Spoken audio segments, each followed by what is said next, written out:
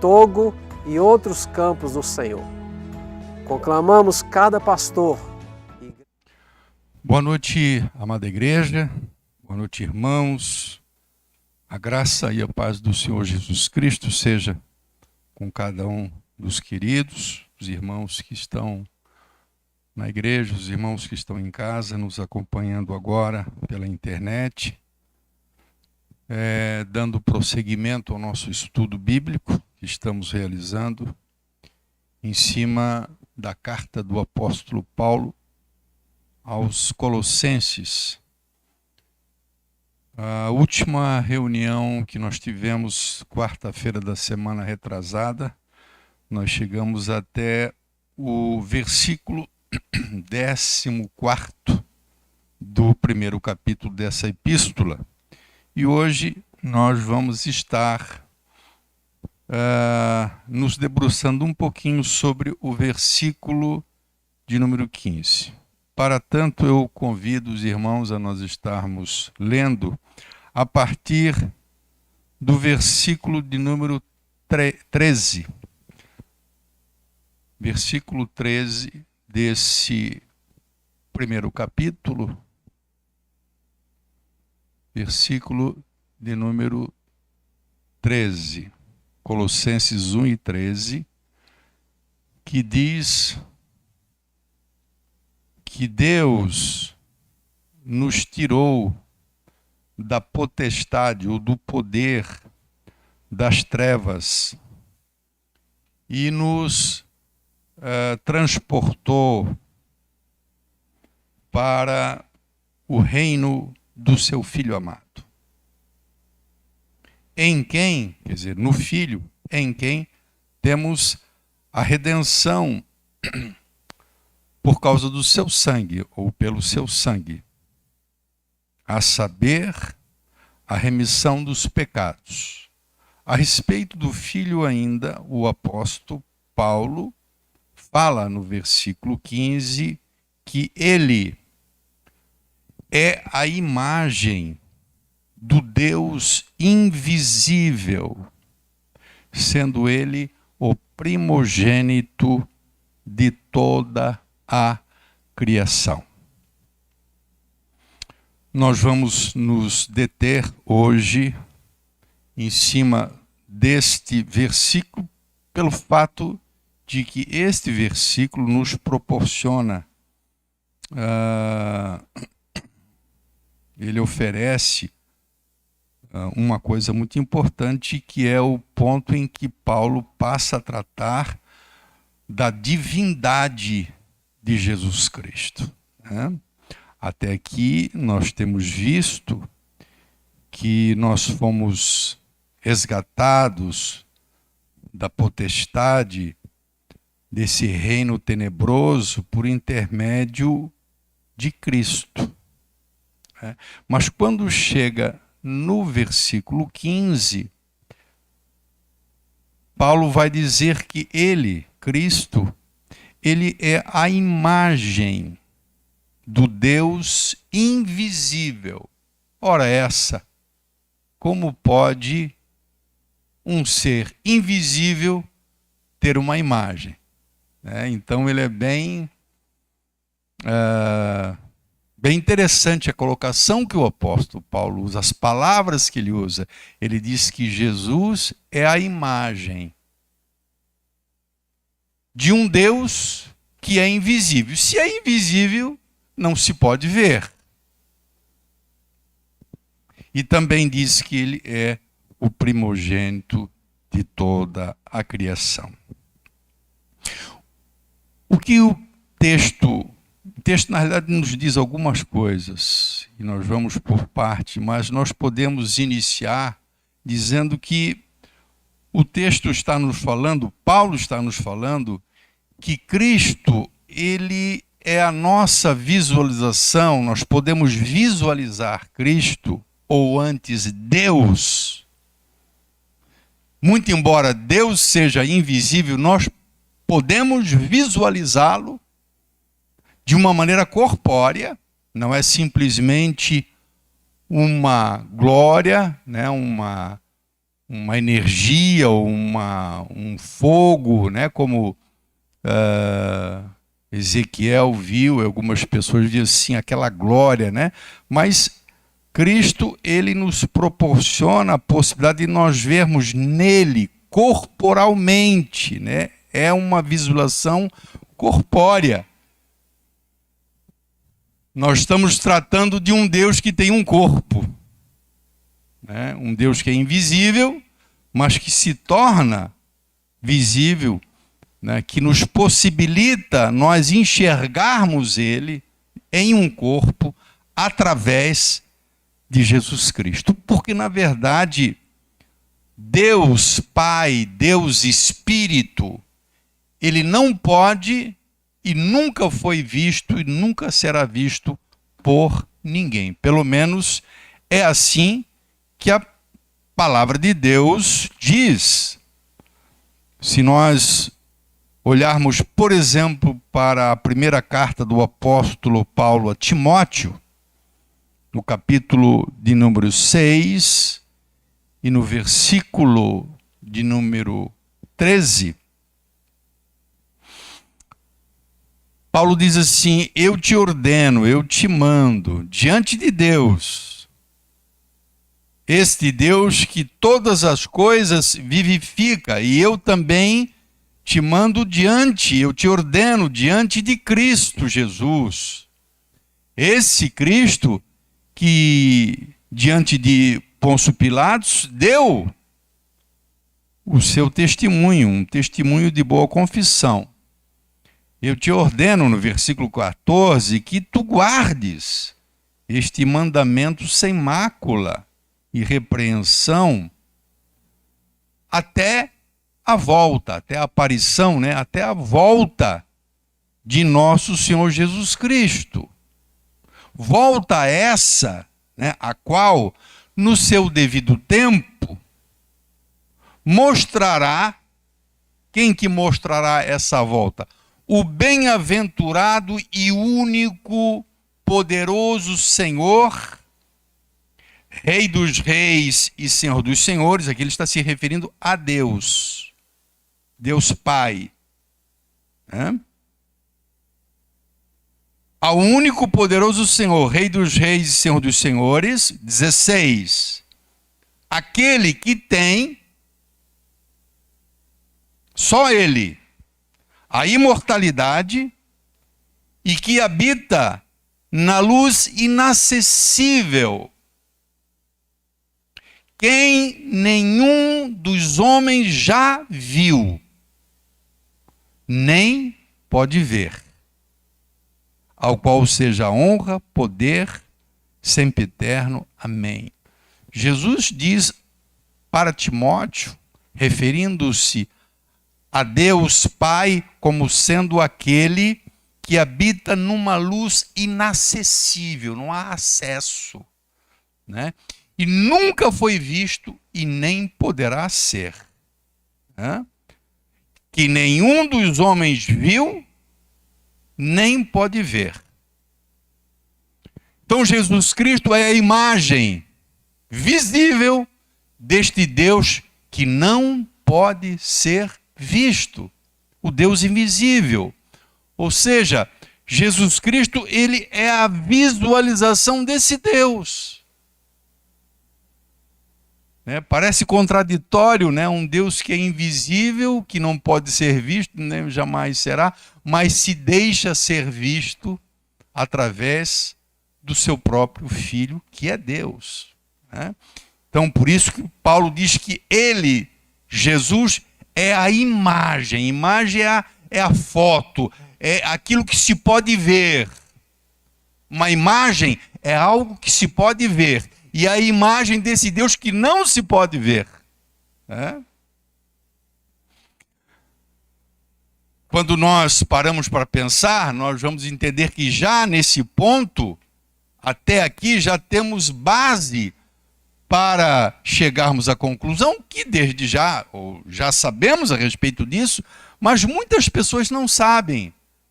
Muitas pessoas com quem você vem falar podem ou virão a questionar, né, sobre a questão de Jesus ser Deus. Existem pessoas que fazem uma diferenciação.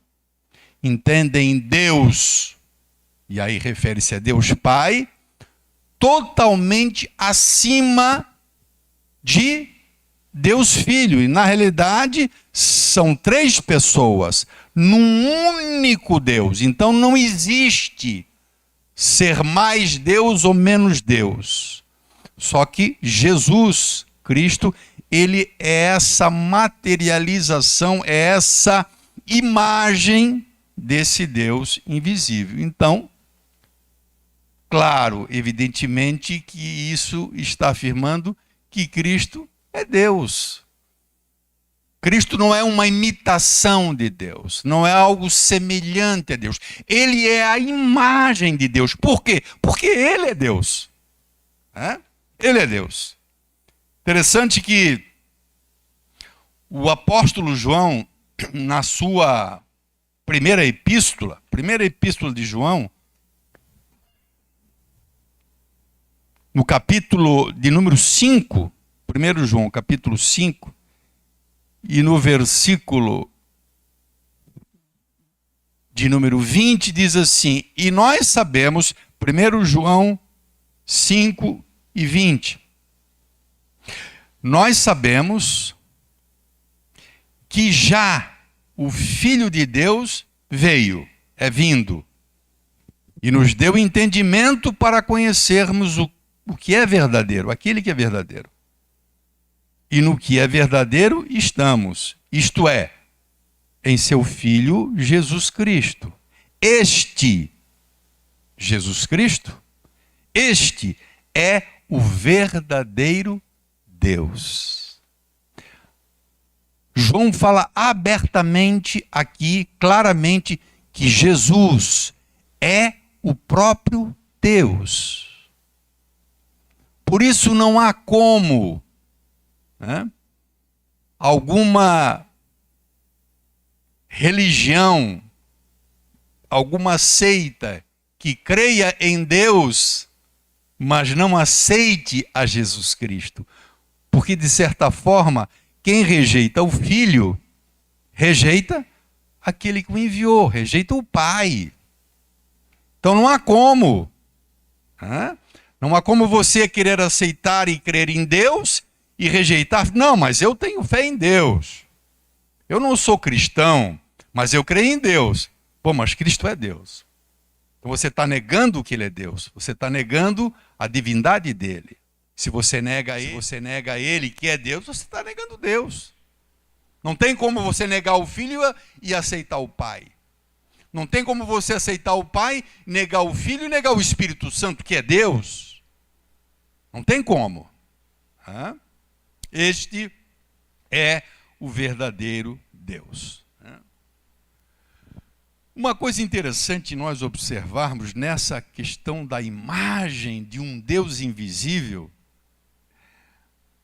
é que na história da humanidade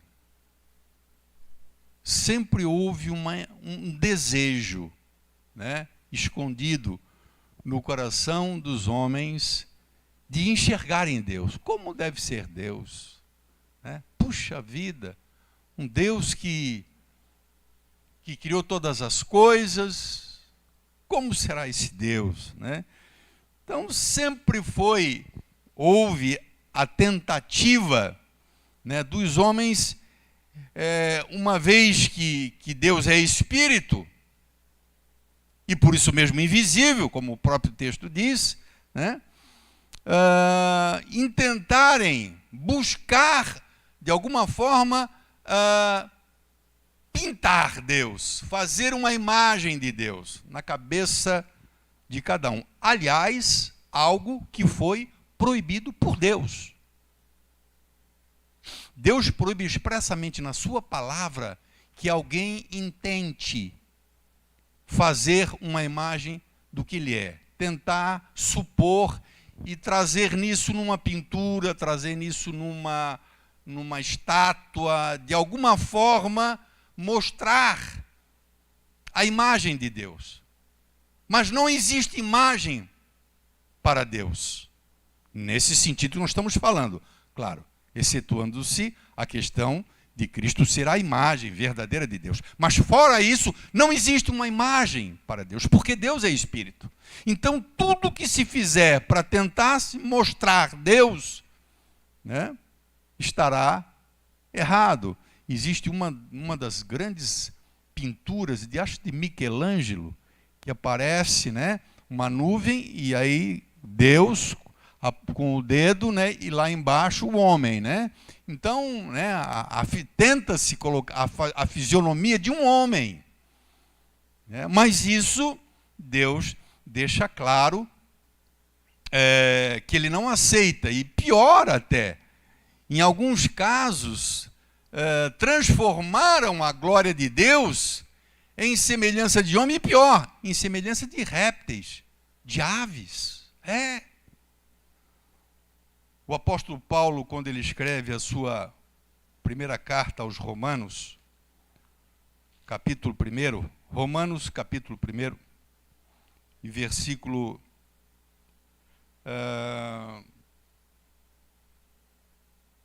versículo 18, é bom a gente ler a partir do 18 para a gente poder chegar onde a gente... 23, que é o nosso interesse.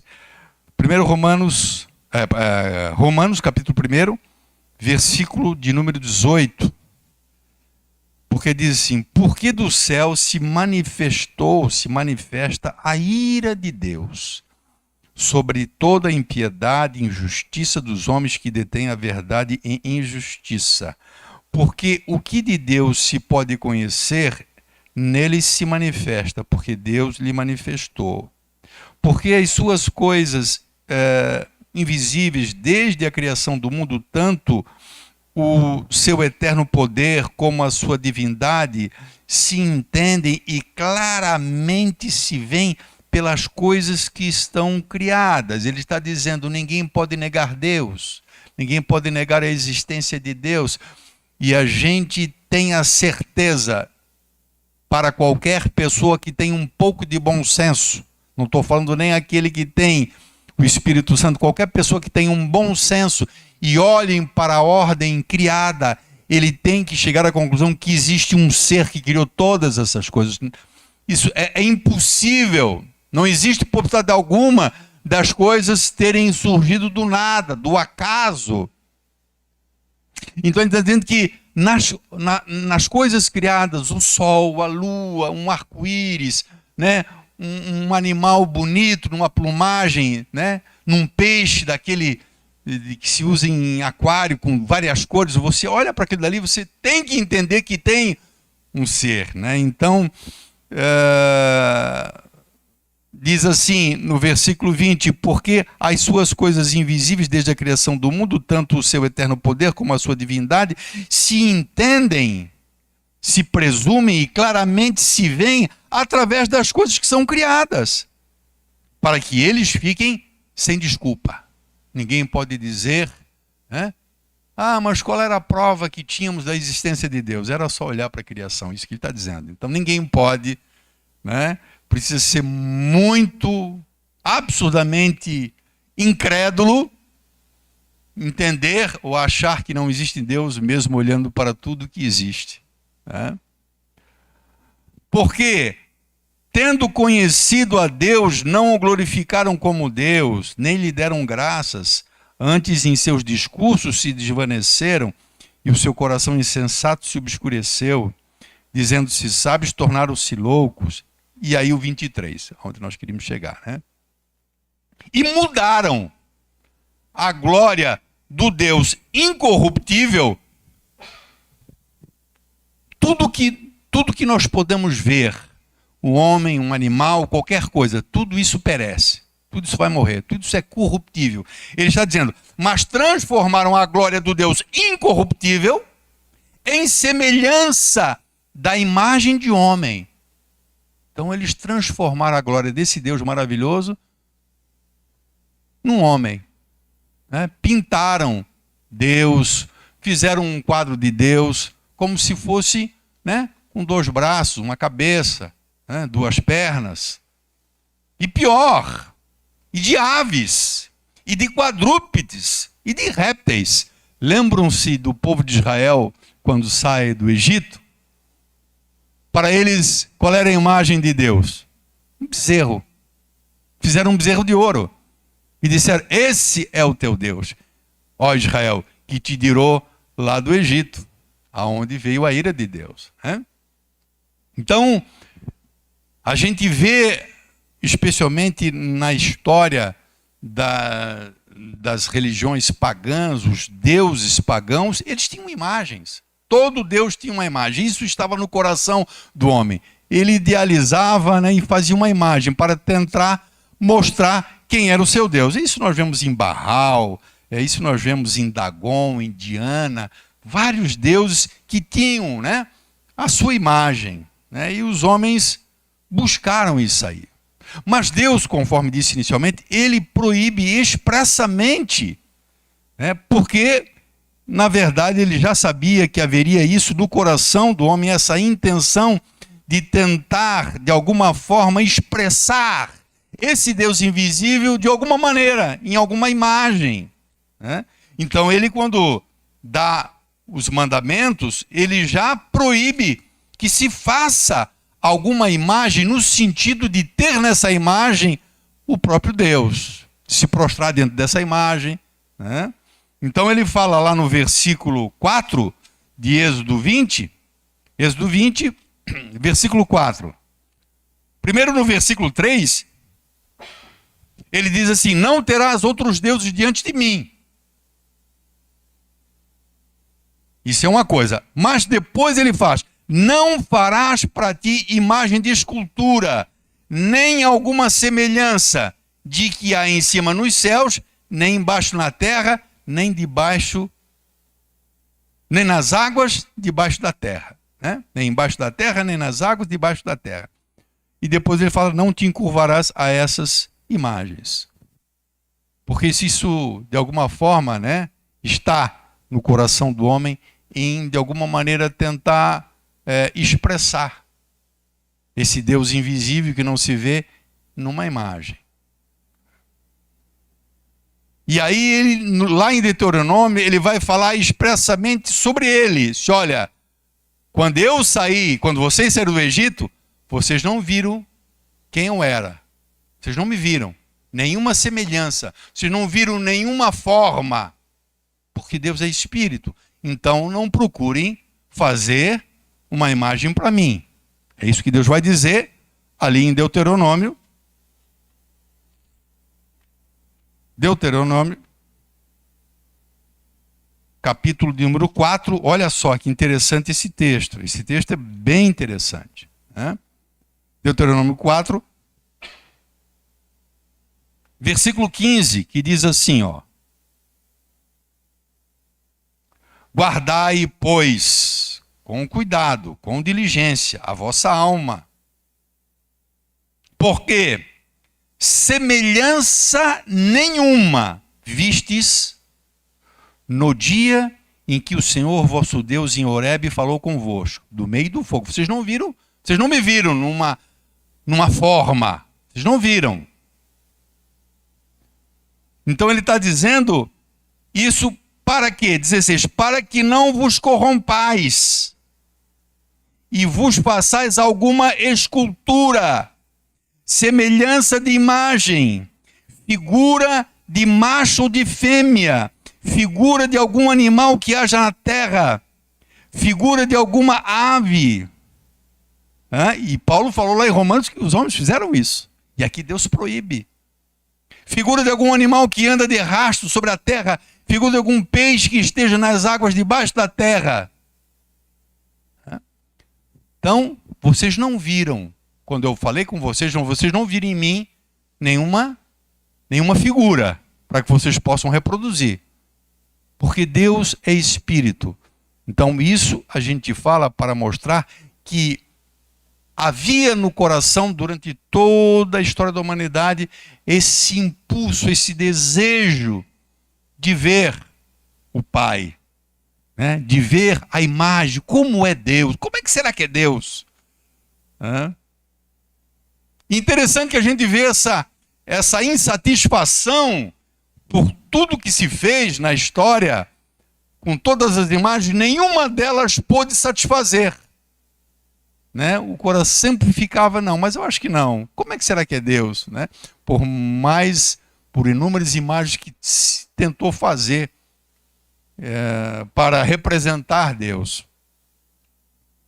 E aí, claro, quando os discípulos têm a experiência de estar com Jesus Cristo, e Jesus começa a falar do Pai, Jesus que veio do céu, que tinha comunhão com o Pai, um deles, Filipe, disse, mostra-nos o Pai.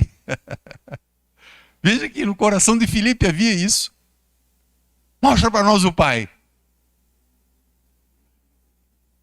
É a mesma coisa. Havia essa intenção. E aí, claro, Jesus vai dar a resposta dentro daquilo que nós estamos tratando, sendo Ele a imagem do Deus invisível. Por isso fizemos essa coisa, porque isso existia, sempre existiu no coração do homem. Como é que será que é Deus? Quando Deus aparecer, como é que Ele vai aparecer? Deus apareceu. E em forma humana. Com um corpo, que é Jesus Cristo. Por isso Jesus é a imagem desse Deus invisível. João capítulo 14.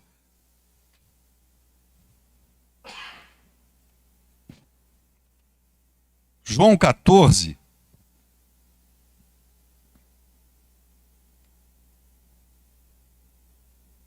Versículo 6. João 14, versículo 6. Jesus disse assim: eu sou o caminho, a verdade e a vida, ninguém vem ao Pai senão por mim. Se vocês me conhecessem a mim, também vocês conheceriam o meu Pai. E já desde agora, vocês já o conhecem. Olha só, vocês já o conhecem. E os tende visto, o Deus invisível, e vocês já viram Deus. Isso que ele está dizendo. Aí, Filipe, como que vimos? Nós não vimos coisa nenhuma, Senhor. Então nos mostra Ele. Tu está dizendo que nós vimos, mas eu acho que nós não vimos, Senhor. Não me lembro, pelo menos. Disse-lhe Filipe, Senhor, mostra-nos o Pai. E aí, tá bom, já nos basta. Só queremos ver o Pai. Como é que é o Pai? Disse-lhe Jesus, eu estou há tanto tempo convosco, e vocês ainda não me conheceram? Filipe, quem me vê a mim, quem me enxerga, vê o Pai. Esse Pai invisível é visto em Cristo. Por isso, Cristo é a imagem desse Deus invisível. Como então tu podes dizer, mostra-nos o Pai? Essa é a resposta do Senhor Jesus Cristo para Filipe. Filipe, você quer ver o Pai? Está aqui. Você está vendo. Eu sou a imagem dele. Eu sou a imagem dele. A Bíblia apresenta algumas expressões em vários textos e evidentemente isso se torna a base sólida para nós defendermos a divindade de Cristo, defendermos que Jesus Cristo é Deus. Jesus Cristo, ele é visto por algumas religiões tão somente como um profeta, um ser especial, quem sabe acima dos homens, mas abaixo de Deus.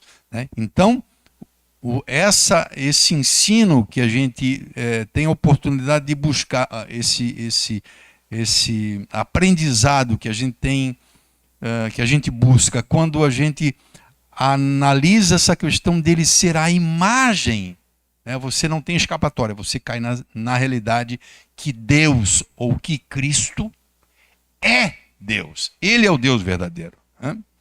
O autor aos Hebreus, ele fala de uma maneira interessante sobre o fato de Cristo expressar.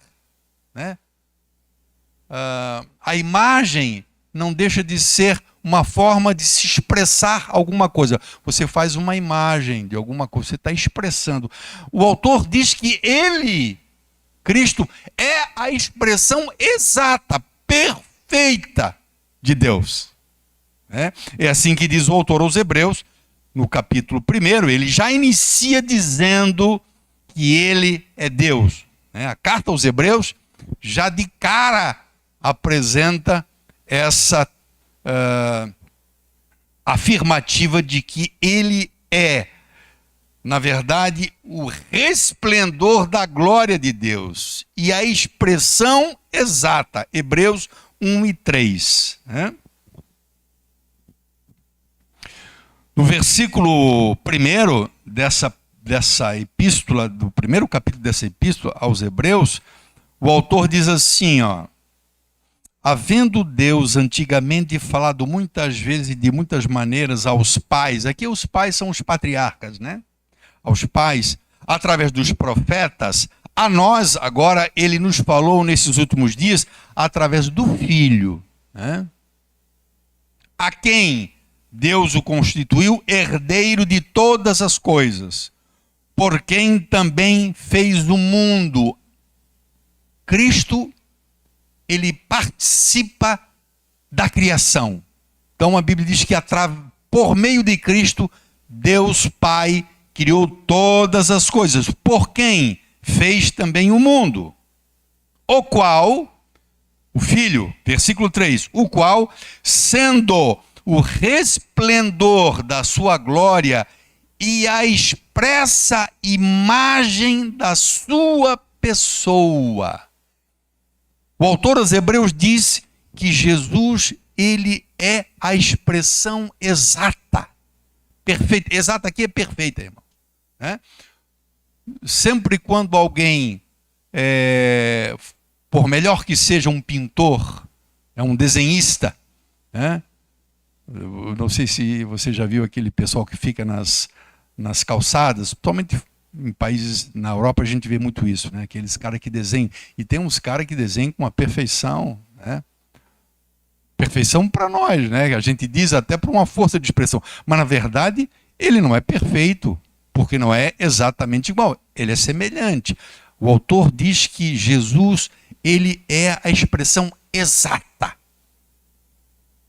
E eu, por conta própria, diria que Jesus Cristo, ele é a fotografia de Deus. Como é que um Deus invisível pode ter fotografia? No Filho. Então, quer bater uma fotografia de Deus? Bata uma foto do Filho. Essa é a foto de Deus. Ele é a expressão exata.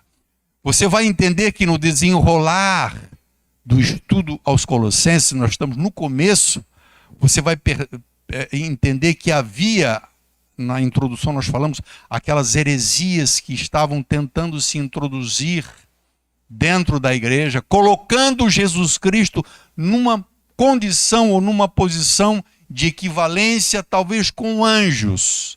Eles eram um pouco místicos, aquelas seitas que afirmavam ter eles somente os mais desenvolvidos, o pleno conhecimento, aquilo que se chama de gnose ou gnosticismo.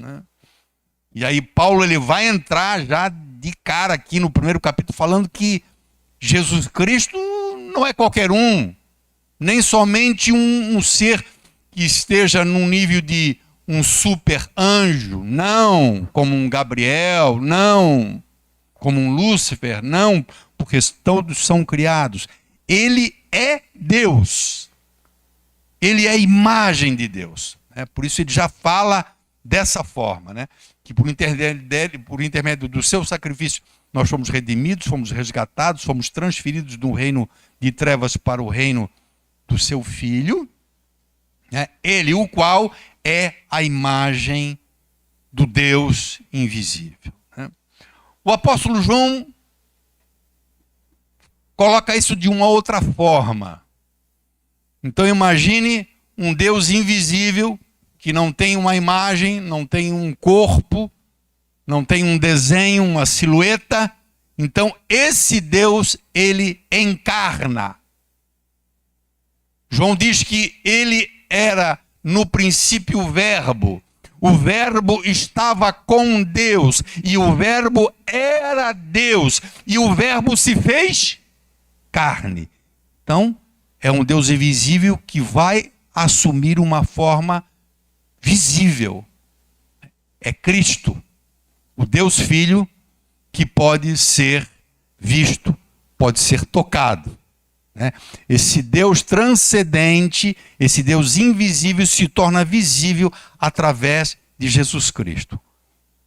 João, o evangelista, ele fala no primeiro capítulo, e ele vai falar também, veja, eu não sei se as pessoas, nós não temos muito hábito de anotar versículos, né?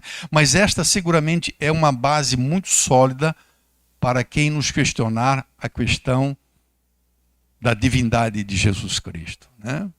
Da divindade de Jesus Cristo. Jesus Cristo é Deus. Ele é Deus, né? João, capítulo 1, diz assim, no verso 1: no princípio era o Verbo. Está dizendo aqui, né, que o Filho no princípio era o Verbo, no princípio, né, na eternidade passada.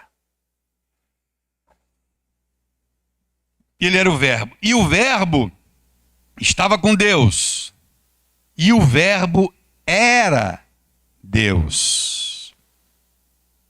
No versículo 3 diz assim: todas as coisas foram criadas, foram feitas por Ele. Por Ele quem? Pelo Verbo. Todas as coisas foram criadas. Nós vimos anteriormente que Deus, por intermédio dele, por intermédio do Filho, criou todas as coisas. Aqui João está dizendo que todas as coisas foram feitas por Ele. E nada, e sem Ele, nada do que foi feito se fez. Depois diz assim no versículo de número 14: e o Verbo se fez carne. Esse ser transcendente, eterno, invisível, ele se faz carne, ele assume um corpo como o nosso. E ele vem habitar, porque talvez esse seja o maior desejo da humanidade, né? De ter uma relação, de ver esse Deus, né? Deus, ele é infinito, Deus é grandioso, mas no fundo, sempre houve essa tentativa de buscar fazer e dar a ele uma imagem, né? Agora, esse Deus invisível, ele se faz carne, e ele vem habitar, e ele habita entre nós. E nós vimos a sua glória, olha só. João está dizendo que os discípulos viram a glória de Deus em Cristo, viram a sua imagem, como a glória do único Filho, unigênito do Pai, cheio de graça e de verdade.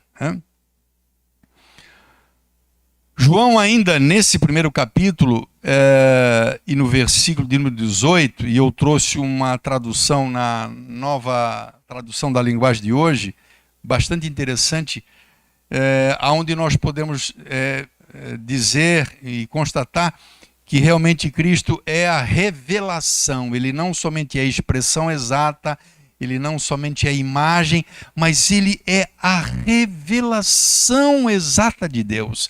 Sabe por que Jesus Cristo foi considerado o maior de todos os profetas? Quando a gente estuda os ofícios de Cristo, como sacerdote, como profeta, como rei, e um dos ofícios que a gente encontra em Cristo é como profeta. Porque o que o profeta fazia? O sacerdote, ele apresentava o povo a Deus. Ele era esse que levava o povo a Deus. O profeta fazia o caminho contrário. O profeta, ele tinha o papel de revelar Deus aos homens. Esse era o papel do profeta. O profeta falava a vontade de Deus, né? O recado de Deus era por intermédio do profeta. Então, de certa forma, o profeta revelava a Deus. E nenhum foi maior profeta do que Jesus, porque ninguém pôde revelar melhor o Pai do que ele. Como que alguém poderia revelar melhor Deus ao homem do que o próprio Jesus? Por quê? Porque ele é o próprio Deus. Então, quando ele vem e se mostra aos homens, ele está revelando-se aos homens como Deus. Então, ninguém revelou melhor Deus do que o próprio Filho. Por isso, ele como profeta, né? Essa é a grande ênfase do Filho como profeta. O João, no capítulo 1 e no versículo 18, ele fala sobre isso, né? E eu trouxe 1:18 de João, e não sei se vai aparecer um pouco diferente ali do que está da edição que vai ser apresentada aqui. Eu estou na Nova Tradução na linguagem de hoje, que diz o seguinte, versículo 18 de 1 João. Ninguém jamais viu o Filho, viu Deus. Então nós estamos batendo na mesma tecla desde o início, né? É uma imagem do Deus invisível. Isso é invisível. Ninguém vê. Ninguém jamais viu Deus. O Filho único, que é Deus, e está ao lado de Deus, foi quem nos mostrou quem é Deus. Foi quem que nos revelou Deus, através da sua própria vida, né? Então não poderia haver revelação maior e melhor da pessoa de Deus do que o próprio Jesus Cristo, porque ele é o próprio Deus. Então ele revela Deus diretamente às pessoas, né? Aos homens que tiveram o privilégio, que um dia certamente nós teremos quando estivermos na eternidade, né? Mas esses discípulos tiveram a oportunidade de tocar nele, irmão, né? De olhar para ele, né? O próprio Deus habitando no meio dos homens, né? Então é a revelação exata, né? O apóstolo Paulo, nessa mesma carta, quando e aí ele vai falar sobre os atributos de Cristo, ou a essência de Deus em Cristo, é a mesma essência.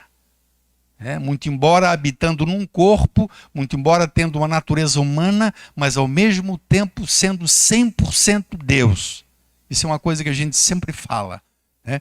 E que equivocadamente algumas pessoas entendem que Jesus Cristo ele é 50% homem e 50% Deus. Não. Então ele não seria Deus. Não tem como ser 50%. Né? Ele não seria Deus. Ele é 100% homem e ele é 100% Deus. Né? Esse é o grande mistério, né, de Deus convergir no Deus Filho, né, essa natureza humana também. Então aqui em Colossenses, para você entender isso, o apóstolo Paulo fala no capítulo 2, nós não estamos lá, isso, depois nós vamos chegar um pouco mais à frente, mas só para citar agora, e no versículo 9, ele aqui está num contexto justamente lidando com o problema das heresias dentro da igreja, da gnose, das coisas que estavam tentando se introduzir. E aí ele está batendo na tecla que Cristo é Deus. Ele é a imagem do Deus invisível, né? Chega no versículo 9, Paulo diz assim, porque nele quem? Em Cristo. Segundo Colossenses capítulo 2, versículo 9. Porque nele habita corporalmente, né? No Deus homem, né? Ou no homem Deus.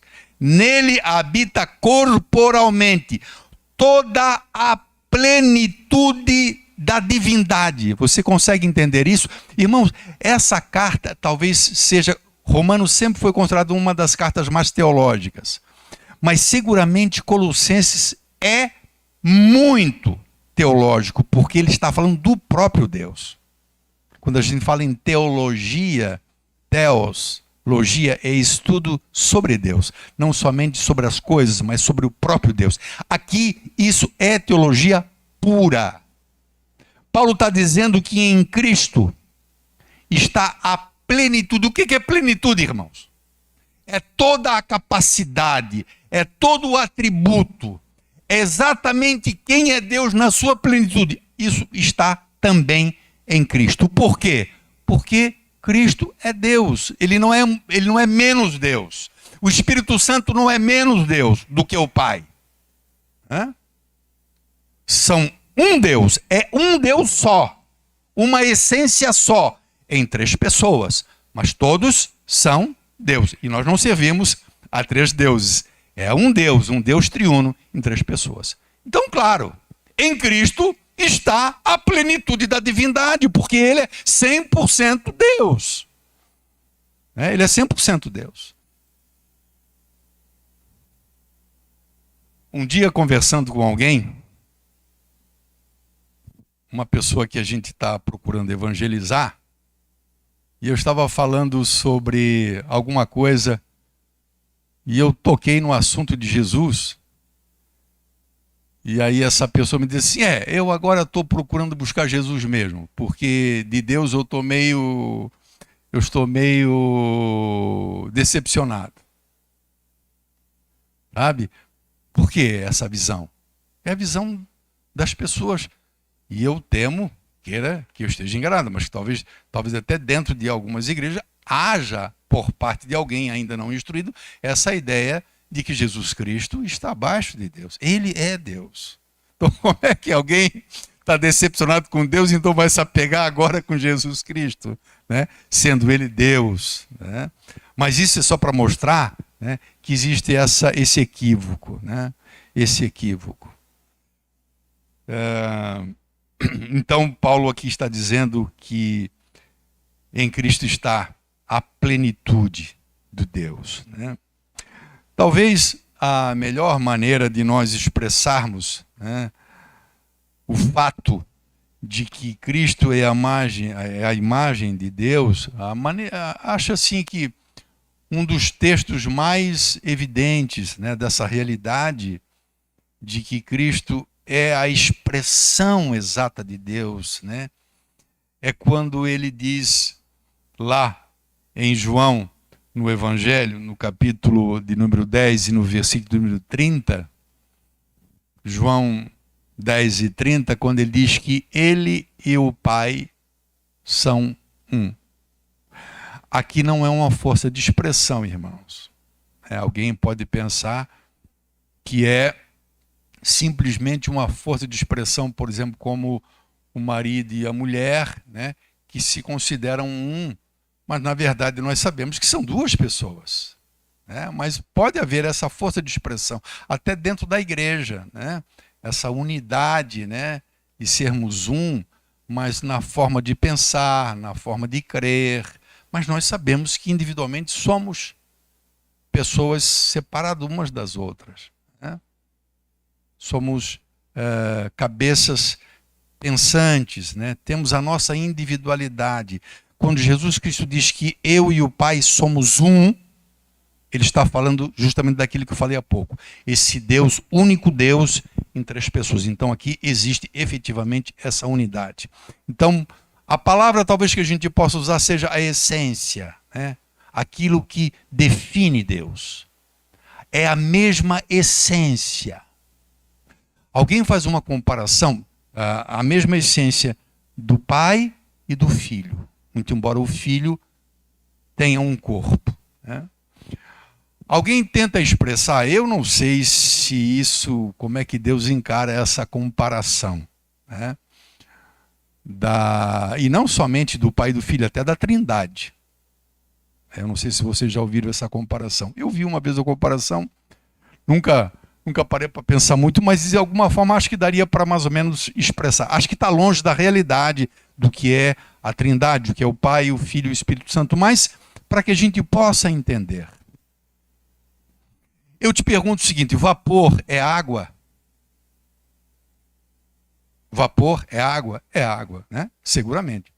Vapor de água é água, mas é vapor. Gelo é água? Gelo é água. E a água é água, claro. Então nós vemos 3 maneiras de ver a água. Os 3, conforme o processo, têm a mesma essência, é o H2O. O gelo é H2O, a água é H2O, o vapor é H2O. De maneiras diferentes, né? Então Cristo, ele tem a mesma essência, ele é Deus. Só que Deus Pai é invisível, não pode ser visto. Então Deus nos dá o privilégio de se mostrar a nós para satisfazer, não com esse propósito evidente, mas consequentemente satisfazendo o desejo que foi sempre o desejo durante a história da humanidade de ver como é Deus, de fazer uma imagem para Deus. Ele mesmo apresenta a sua imagem através do Filho Jesus Cristo, né? Ele diz: eu e o Pai somos um. Por isso ele não é exagero, irmão, né? Quando ele diz: olha, ô Felipe, você pede para eu te mostrar Deus, você está olhando para mim, você está vendo Deus. É isso que ele quis dizer. Porque eu e o Pai somos um, né? O Pai é Espírito e eu tenho um corpo. Eu sou a imagem, né, do Pai.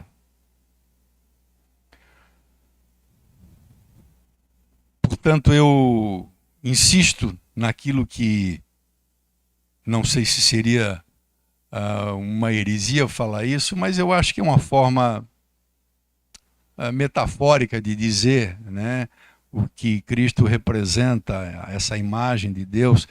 É como eu falei, Cristo, ele é a fotografia de Deus, né?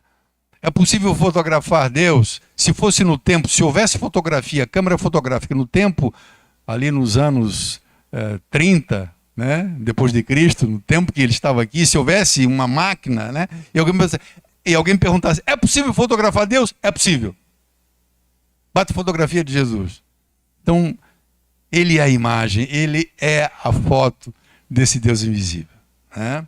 É isso que Paulo está tentando frisar. Mesmo porque o conceito em muitas pessoas que estudavam ou procuravam refletir sobre a pessoa de Deus, sobre a invisibilidade de Deus, né?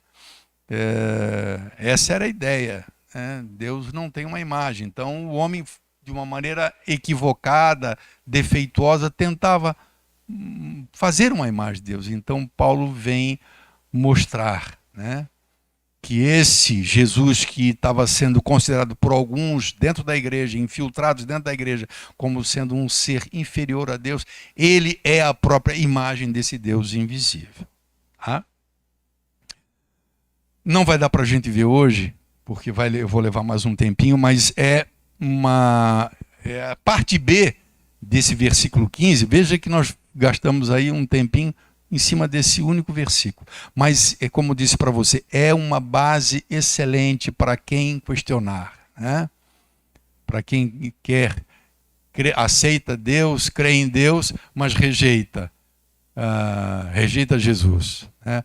Eu rejeito Jesus, mas eu aceito Maomé, né? E alguns colocam até nesse nível.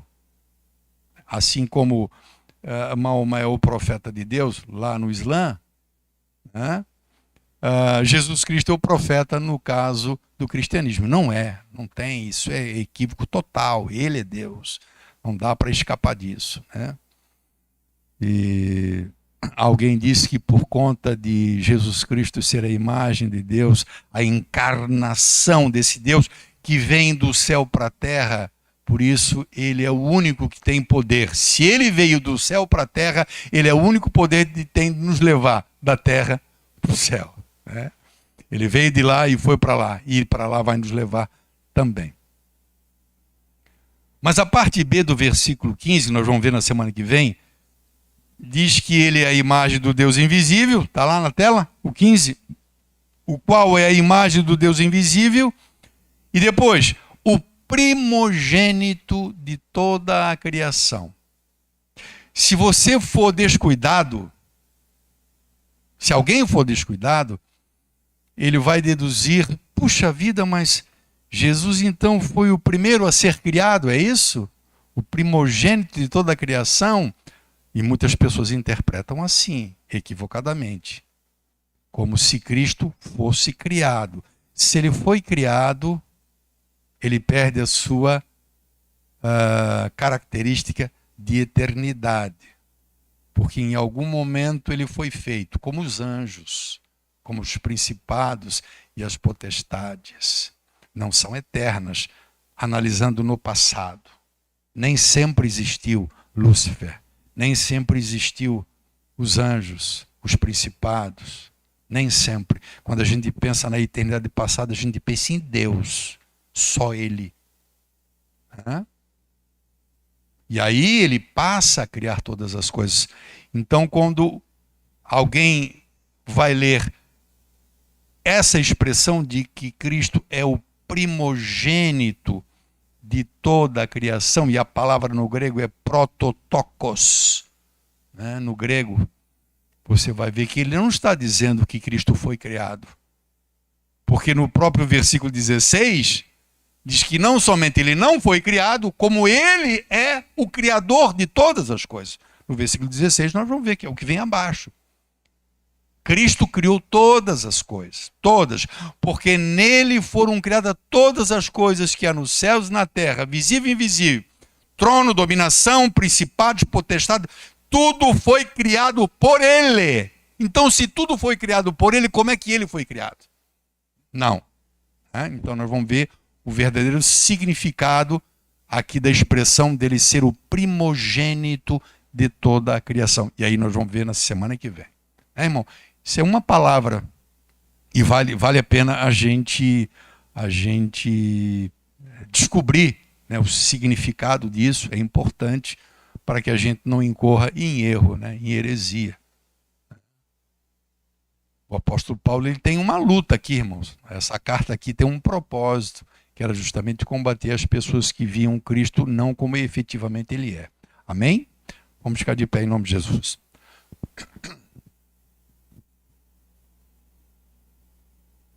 Quando se estuda a Bíblia, às vezes a gente estuda a teologia, né? Não tem escapatória, porque não, né? A gente chega numa carta como essa, irmão, então não tem jeito, né? Não dá para pular. Aliás, acho que isso é, né, uma das coisas mais importantes que nós precisamos saber. Quem é o nosso Salvador? O nosso Salvador não é fraco, irmão. O nosso Salvador é Deus. Quantas pessoas, né, olham muitas vezes uma gravura de Cristo na cruz, né? Tadinho, né? Você já viu alguém dizer essa expressão? Tadinho, né? Olha só. Né? Então é uma visão totalmente equivocada, desse Deus que se fez homem e entregou a sua vida por nós. Mas não tem nada de tadinho. Ele é rei, ele é poderoso, ele é Deus. Né? Querido Deus e Pai, em nome de Jesus, te louvamos, Senhor, pela tua palavra, pela possibilidade que o Senhor nos dá de, com temor e com tremor, Senhor, mergulharmos na tua palavra, com as nossas limitações, por um lado, mas por outro lado, Senhor, com a ajuda do teu Espírito Santo, nos esclarecendo, nos ajudando, nos dando ânimo e vontade de buscarmos e estudarmos, Pai, as Sagradas Escrituras. Hoje as pessoas têm, de uma maneira geral, sede, Senhor, de ouvir coisas que lhe agradem, que satisfaçam o seu desejo, o seu egoísmo, as suas concupiscências. Vivemos um tempo, Senhor, onde existe comichão, como disse Paulo, comichão nos ouvidos.